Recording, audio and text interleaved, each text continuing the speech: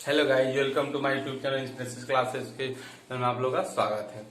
अब दोस्तों हम लोग विलियन नामक अध्याय का अगला लेक्चर लेकर आए जिसका नाम है दोस्तों जलीय विलयन।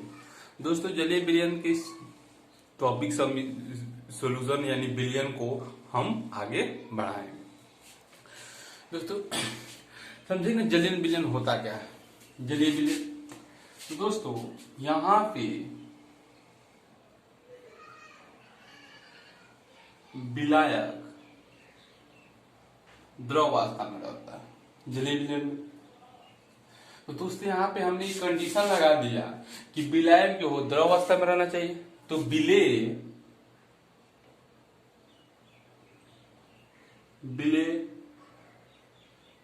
ठोस द्रव या गैस, अर्थात कहने का तात्पर्य यह दोस्तों है कि जलीय विलयन होता क्या है। तो वैसा विलयन जिसमें विलायक द्रव अवस्था में उपस्थित होता है उसे क्या कहते हैं दोस्तों, जलीय विलयन। या चाहे बोल सकते हैं वैसा विलयन जिसमें विलायक द्रव अवस्था में उपस्थित रहता है तथा विलेय ठोस द्रव या गैस तीनों अवस्था में कोई एक में उपस्थित हो, वैसे विलयन को दोस्तों हम क्या कहते हैं, जलीय विलयन। दोस्तों इस प्रकार जलीय विलयन तीन भागों में डिवाइड हो जाता है। तीन भागों में डिवाइड हो जाता है। पहला दोस्तों होता है गैस प्लस द्रव विलयन, गैस प्लस द्रव। दूसरा होता है दोस्तों द्रव प्लस द्रव। तीसरा होता है दोस्तों ठोस प्लस द्रव।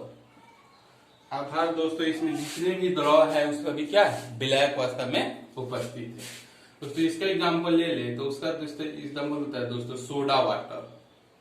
सोडा वाटर जो नींबू शिकंजी या स्प्राइट बना के पीते हैं। दोस्तों इसका एग्जाम्पल लें तो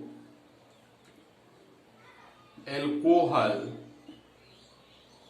प्लस पानी, इसका एग्जाम्पल हुआ। तो इसका एग्जाम्पल है तो होता है नमक प्लस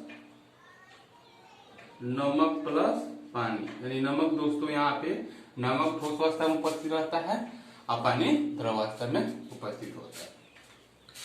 दोस्तों इससे संबंधित जो हम लोग का नियम पढ़ना है वो नियम है दोस्तों, इससे संबंधित जो दोस्तों हम लोग को नियम पढ़ना है वो है दोस्तों हेनरी का नियम। क्या है, हेनरी का नियम। हेनरी का नियम। और दोस्तों इससे संबंधित जो नियम पढ़ना है वो है राउल्ट का नियम। दोस्तों हम यह समझा रहे हैं कि चैप्टर का फ्लो कैसे आगे बढ़े। इससे संबंधित जो नियम पढ़ना है दोस्तों वो है अणुसंख्या का गुणधर्म। क्या है, अणुसंख्या का गुणधर्म। अणु संख्या का गुणधर्म। अर्थात दोस्तों इस पिक्चर से हम समझा रहे हैं कि इस चैप्टर का फ्लो कैसे आगे बढ़ेगा। ठीक है, पहले इससे संबंधित जो नियम है दोस्तों हेनरी का नियम, इससे संबंधित जो पढ़ना है राउल्ट का नियम, इससे संबंधित जो पढ़ना है अणुसंख्या का गुणधर्म। दोस्तों इसके बाद इसमें पढ़ा जाता है विचलन। और इसमें दोस्तों इस एग्जाम्पल जो पढ़ा जाता है अणुसंख्या का गुणधर्म। अर्थात अणुसंख्या का गुणधर्म कितना होता है, चार होता है। हम पढ़ेंगे कि अणुसंख्या का गुणधर्म कितने प्रकार के जो अगले टॉपिक है। तो सबसे पहले दोस्तों लगाएंगे इस चैप्टर से, ताकि हम लोग को पूरा इस पिक्चर से साबित होता है दोस्तों इस चैप्टर में पूरा इस पिक्चर में पूरा चैप्टर का समाप्त का पिक्चर दिया गया। आपकी कोई दिक्कत हो तो दोस्तों आके पीछे वीडियो को पॉज करके देख सकते हैं इस चित्र को। अर्थात इस चित्र से हमें समझा रहे हैं कि चैप्टर का फ्लो कैसे आगे बढ़ेगा। तो दोस्तों हम लगाएंगे हेनरी का नियम। पहला अब समझेंगे हेनरी का नियम होता क्या है। चलिए दोस्तों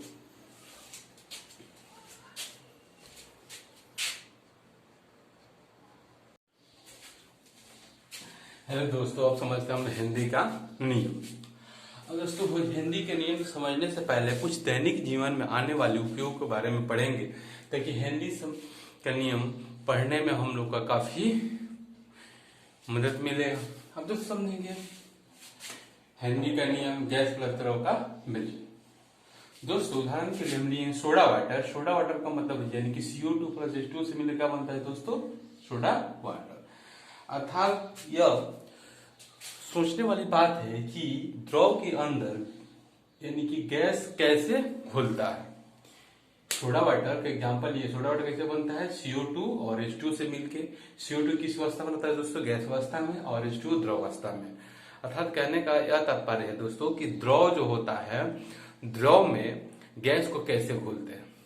तो आप इंश्योर करेंगे कि नींबू शिकंजी यानी स्प्राइट बनता है, उसी दुकान पे जाएंगे तो आप लोग पाएंगे कि एक बोतल होता है और बोतल यहाँ पे कंचे लगे होते हैं मार्बल की, और एक बहुत बड़ा कंटेनर में इस बोतल को क्या किया जाता है, डाल दिया जाता है। ठीक है, बहुत बड़ा कंटेनर में दोस्तों हम लोग क्या किया जाता है, डाल दिया जाता है।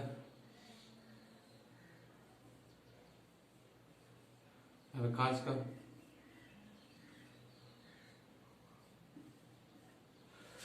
और दोस्तों इस सिस्टम को एक हैंडल द्वारा, यानी कि सिस्टम में एक बहुत बड़ा हैंडल लगा होता है, और सिस्टम के इस हैंडल के द्वारा इस बोतल को नोजल की इस वाले से जोड़ दिया जाता है, तथा अगले बोतल को अगले नोजल से, तथा अगले बोतल को अगले नोजल से हम लोग को जोड़ दिया जाता है। एक फिर से समझेंगे दोस्तों, एक कांच का क्या है, बोतल है, उसके अंदर यहाँ पे कंचे लगा रहता है जो मार्बल की होती है, और एक बड़े कंटेनर में दोस्तों इसको बोतल को फंसा दिया जाता है। इस फंसाने के एक पूरे बड़े कंटेनर में डाल दिया जाता है।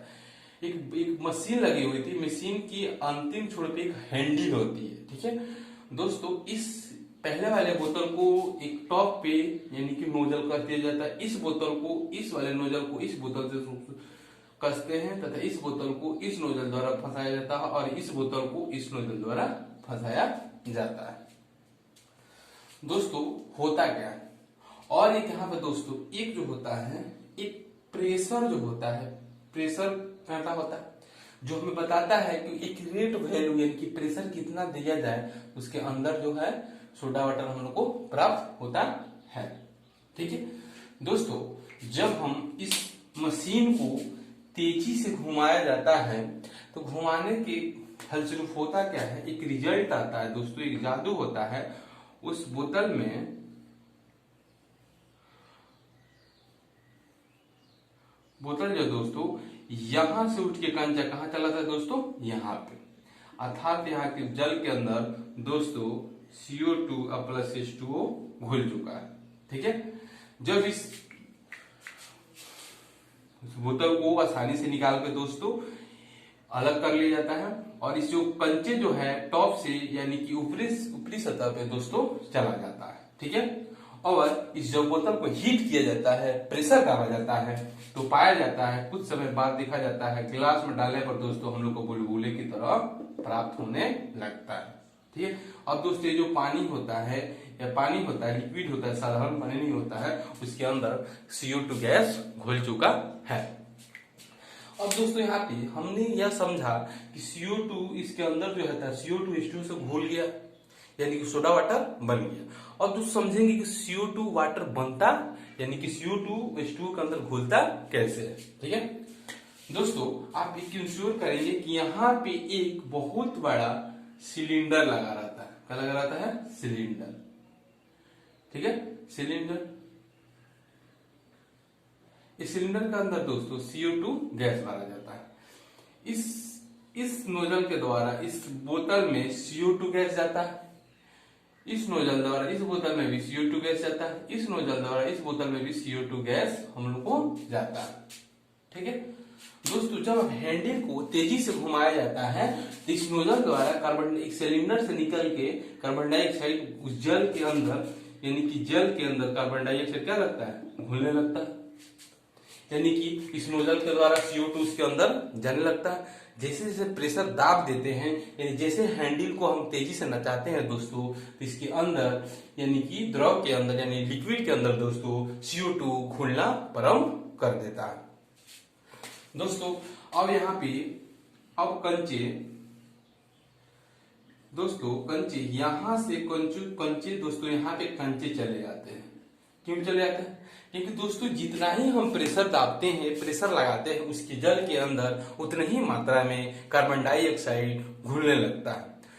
घुलने के फलस्वरूप यानी कि नीचे से वाष्पित होकर इस कंचे को काफी तेज से जोर लगाता है, जो कंचे यहाँ से यानी कि ऊपर सतह पे चला आता है। इसके अंदर CO2 प्लस H2O घुल चुका। अब दोस्तों अब होता क्या है कि जैसे जैसे हम प्रेशर दाब लगाएंगे, अर्थात यहाँ पे गैस में द्रव को घोलना है तो एक बहुत आसान तरीका है कि उस पे प्रेशर यानी दाब लगाएंगे तो गैस जो होगा द्रव के अंदर आसानी से घुल जाएगा। ठीक है। अब यहाँ पे एक बार समझेंगे कि हुआ क्या। एक बहुत बड़ा कंटेनर लिए दोस्तों, इसमें कांच का मार्बल का बोतल लगा दिए और यहाँ पे कंचे लगा दिया गया। ठीक है। और एक बड़े इस सिस्टम को हैंडल द्वारा जोड़ दिया जाता है। जब सिस्टम को हैंडल से चलाया जाता है तो यहाँ पे एक सिलेंडर है दोस्तों। ठीक है। जब सिस्टम को चलाया जाता है तो सिलेंडर के अंदर CO2 होता है, तो नोजल के द्वारा CO2 इसके अंदर घूमने लगता है। इस नोजल के द्वारा इस बोतल में CO2 घूमने लगता है और इसमें घुलने लगता है। और इसमें पहले से हम लोग को वाटर उपस्थित होता है। अर्थात कहने का तात्पर्य है दोस्तों, जितना ही मात्रा यानी कि हैंडल तेजी से घुमाते हैं उसके अंदर प्रेशर उतना ही ज्यादा मात्रा में लगता है, यानी कि उतना ही मात्रा में CO2 उसके अंदर घुलता है। ठीक है। जिससे हम लोग को सोडा वाटर यहाँ से प्राप्त होता है। क्या होता है? Soda water. यानी कि जितना ही दोस्तों यहाँ पे दाब देंगे, यानी कि दाब जितना ही मात्रा में होगा उस गैस के मोल अंश की क्या होगा? समानुपाती होगा। अर्थात आप पहले पीरियड में पढ़ चुके हैं दोस्तों मोल अंश। ठीक है। तो मोल अंश दोस्तों होता क्या है? तो मोल अंश निकालने के लिए दोस्तों हम फॉर्मूला बता चुके हैं कि जिसका मोल अंश निकालता है उसको ऊपर रखते हैं बट्टा में, बिलियन के कुल मूल को रख देते हैं। अब समझेंगे दोस्तों कि मोल अंश का फिजिकल मीनिंग क्या होता है। कि दोस्तों कोई बिलियन जैसे दोस्तों A और B से मिलकर कोई बिलियन बना हुआ है। ठीक है। अब मोल अंश का फिजिकल मीनिंग क्या होता है दोस्तों? मान लीजिए कोई दोस्तों A और B से मिलकर कोई बिलियन बना हुआ, A की मात्रा 0.2 है और B की मात्रा 0.8 है। ठीक है। तो इस बिलियन में A की मात्रा 0.2 है और B की मात्रा 0.8 है। अर्थात यह मोल अंश का जो होता है फिजिकल मीनिंग होता है कि किसी भी बिलियन में किसका अवयव की मात्रा ज्यादा है और किसका अवयव की मात्रा क्या है? कम है। बात को ध्यान से समझेंगे। मोल अंश का फिजिकल यह मीनिंग होता है दोस्तों कि कोई भी बिलियन है, उस बिलियन में किस पदार्थ की मात्रा अधिक है और किस पदार्थ की मात्रा क्या है? कम है। उदाहरण के लिए दोस्तों बताए हैं A और B से मिलकर एक बिलियन बना हुआ, A की मात्रा दोस्तों 0.2 है, B की मात्रा 0.8 है। अर्थात इस बिलियन में दोस्तों A की पदार्थ की मात्रा कम है 0.2 है और B की पदार्थ की मात्रा 0.8 है। अर्थात दोस्तों इस बिलियन में A की मात्रा कम है तो A की मात्रा के मोल अंश कम होगा। अर्थात दोस्तों B की मोल अंश पदार्थ की मात्रा ज्यादा है तो उसका मोल अंश ज्यादा होगा। अर्थात दोस्तों यहाँ पे यानी कि प्रेशर जितना ही ज्यादा होगा उस गैस में, यानी कि जितना ही हम प्रेशर देंगे तो दोस्तों उस बिलियन में जितना ही दाब, क्योंकि यहाँ पे दोस्तों लिक्विड के तो जो होता है वॉल्यूम फिक्स होता है और जितना ही मात्रा में हम प्रेशर देंगे यानी दाब लगाएंगे उतना ही मात्रा में उस बिलियन में CO2 की मात्रा घुलना शुरू कर देगा। अर्थात कहने का अर्थ है दोस्तों जितना ही मात्रा में हम प्रेशर दाबेंगे, जितना ही प्रेशर लगाएंगे उसके बोतल के अंदर उतना ही मात्रा में CO2 की मात्रा बढ़ती जाएगी। अर्थात CO2 की मात्रा जब बढ़ेगी दोस्तों तो हम लोग को यहाँ पे इसमें द्रव रहता है दोस्तों, जितना ही मात्रा में CO2 इसके अंदर बोतल में जाएंगी यानी उस गैस की मात्रा उस बिलियन में बढ़ती जाएगी। अर्थात दोस्तों यहाँ पे गैस का जो होगा वो गैस का जो होगा तो क्या होगा? गैस का मोल अंश क्या हो जाएगा, अधिक, यानी गैस की मात्रा अधिक होना लगे, यानी कि प्रेशर जितना ही दोस्तों देंगे उस विलयन में गैस उतना ही मात्रा में घुलेगी CO2। अर्थात कहने से यहाँ से रिजल्ट प्राप्त होता है कि दाब जितना ही ज्यादा देंगे उस विलयन में गैस का मोल अंश यानी गैस का घुलने का मात्रा उतना ही अधिक होता जाएगा। अब दोस्तों यहाँ पे प्रेशर को पी लिए हैं, और यहाँ पे और गैस के मोल अंश के दोस्तों यहाँ पे xg लिए हैं, ठीक है, मोल अंश ऑफ गैस, ठीक है। तो दोस्तों यहाँ पे जानते हैं कि यह समानुपाती का चिन्ह हटता है तो यहाँ पे स्थिरांक आता है जो kh आया। kh को दोस्तों बोलते हैं हेनरी का स्थिरांक, और xg क्या है, यानी कि मोल ऑफ गैस का मोल अंश। अब दोस्तों यहाँ से ग्राफ प्राप्त होता है, यानी कि गैस के मोल अंश और दाब में, प्रेशर में, ठीक है। तो जितना ही मात्रा में प्रेशर देंगे दोस्तों उस बोतल के अंदर, उस विलयन के अंदर CO2 उतना ही मात्रा में घुलेगी, अर्थात CO2 की क्या होगा, मोल अंश विलयन में ज्यादा होगा। तो दोस्तों इस ग्राफ से स्पष्ट होता है कि जितना ही मात्रा हम प्रेशर देंगे उतना ही मात्रा में उस विलयन में CO2 घुलेगी। जब दोस्तों CO2 घुलेगी यानी कि CO2 का मोल अंश अधिक होगा, ठीक है। चलिए अब दोस्तों समझे हेनरी का नियम, ठीक है। अर्थात दोस्तों यानी कि इस नियम के अनुसार गैस का स्थिर ताप पर इस नियम के अनुसार स्थिर ताप पर गैस का आंशिक दाब, गैस का जो दोस्तों आंशिक दाब होता है वो गैस के मूल अंश के क्या होता है, समानुपाती होता है। अर्थात कहने का गैस का आंशिक दाब यानी प्रेशर उस विलयन में गैस के मूल अंश के समानुपाती होता है। ध्यान समझेंगे दोस्तों, यानी हेनरी का नियम क्या है कि गैस का आंशिक दाब उस विलयन में गैस के मोल अंश के समानुपाती होता है। तो जो समझेंगे हेनरी का नियम, इस नियम अनुसार स्थिर ताप पर गैस का आंशिक दाब P उस विलयन में गैस के मोल अंश की क्या होता है दोस्तों, समानुपाती होता है।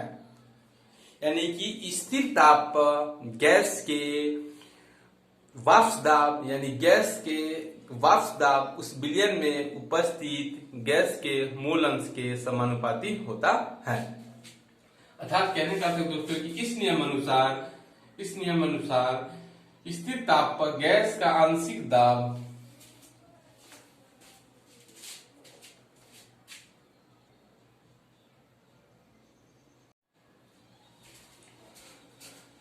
अर्थात दोस्तों हेनरी का नियम समझेंगे।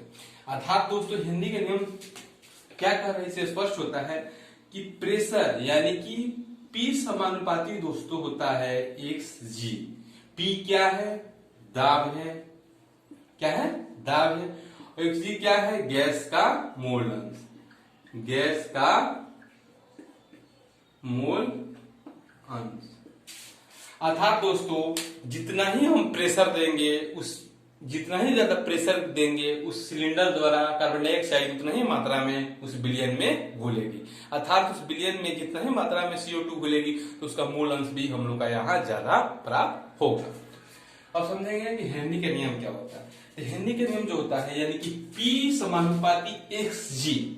P क्या है दोस्तों, दाब है, xg क्या है, गैस के मोल अंश, ठीक है। यानी कि दोस्तों यहाँ पे गैस का आंशिक दाब मूल अंश के गैस के मूल अंश के क्या होता है, समानुपाती होता है।